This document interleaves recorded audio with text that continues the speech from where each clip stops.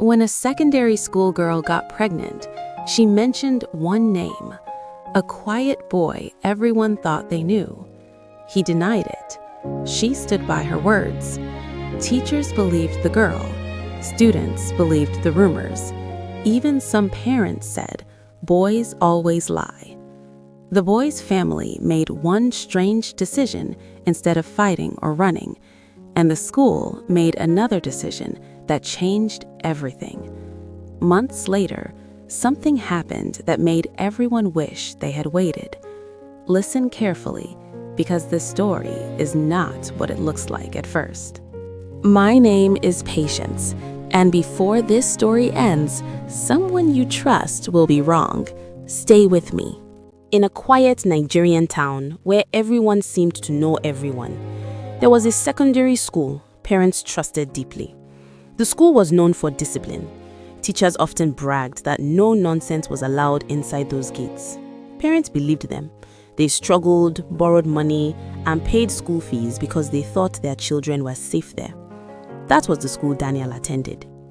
Daniel was not the loud type. He was not among the rich boys who changed phones every term. He wore his uniform neatly and always looked down when elders spoke. Teachers knew him as a calm student, the kind that never caused trouble, the kind people rarely noticed until something went wrong. Daniel lived with his parents in a small compound house. His mother sold food in front of their house, waking up before dawn every day. His father, Mr. Ade, was a reserved man. He spoke slowly, rarely laughed, and never raised his voice. In the evenings, Daniel often found his father sitting quietly, listening to the radio, thinking deeply about life. In school, Daniel had a close friend named Blessing. Blessing was friendly and soft-spoken.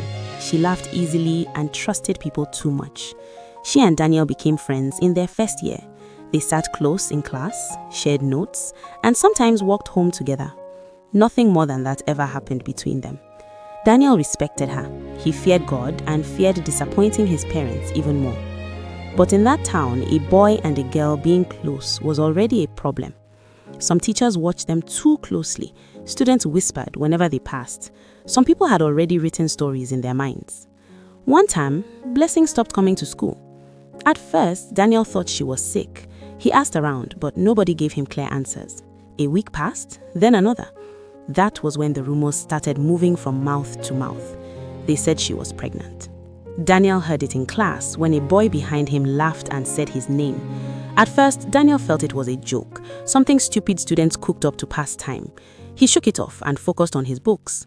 Then one morning, a teacher came to his class and called his name. "Daniel, come to the principal's office." His heart beat faster, but he followed quietly.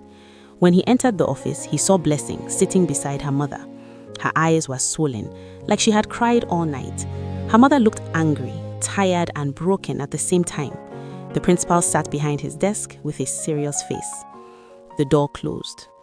"Daniel," the principal said, "Blessing is pregnant." The words did not make sense to him at first. Before he could even think, the principal added, "She said you are responsible." Daniel felt like the ground shifted under his feet. "No, sir," he said quickly. "That is not true." Blessing kept her head down. She did not look at him. Her mother stood up immediately. "So now you are calling my daughter a liar," she shouted. Daniel's voice shook. "I did not do it, I swear." The principal sighed heavily. "We hear this every time. Boys deny until evidence catches them." Daniel begged. He explained. He cried. He said he had never touched her. He called God to witness. But the more he spoke, the more guilty he looked in their eyes. They called his parents. When his mother arrived at the school, she cried the moment she heard. She held Daniel and asked him again and again if it was true. Daniel knelt down and swore to her. His father stood quietly and listened to everything. When it was his turn to speak, Daniel's father asked only one question. "Has any test been done?" The principal shook his head. "The girl has spoken," he said. "That is enough."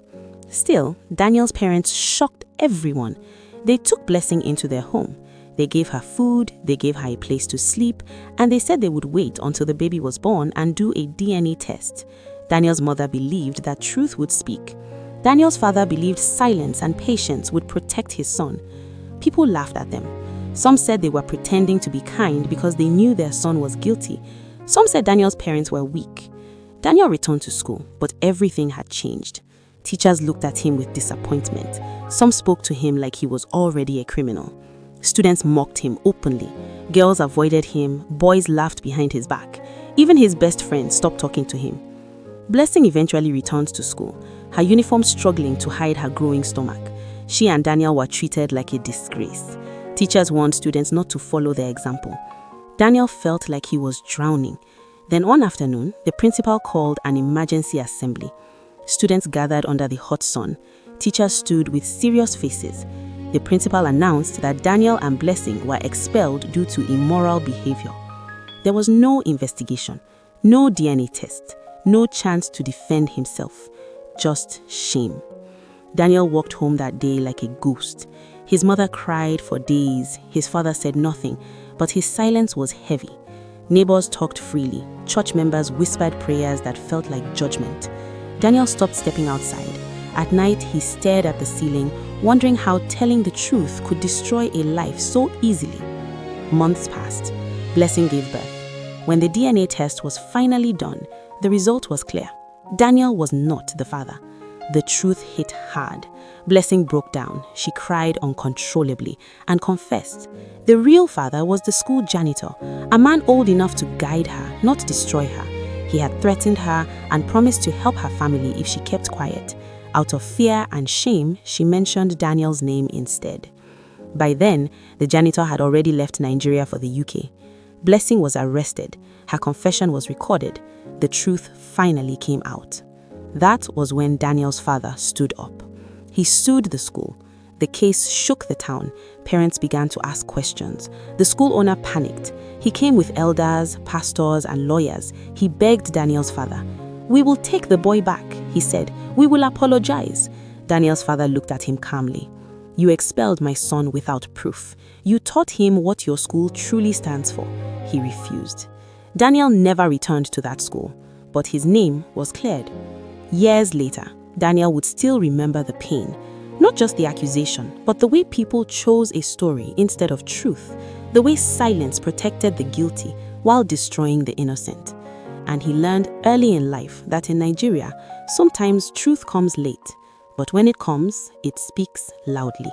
Thank you for watching this story. If you enjoyed it, please give it a like, share your thoughts in the comments, and don't forget to subscribe for more.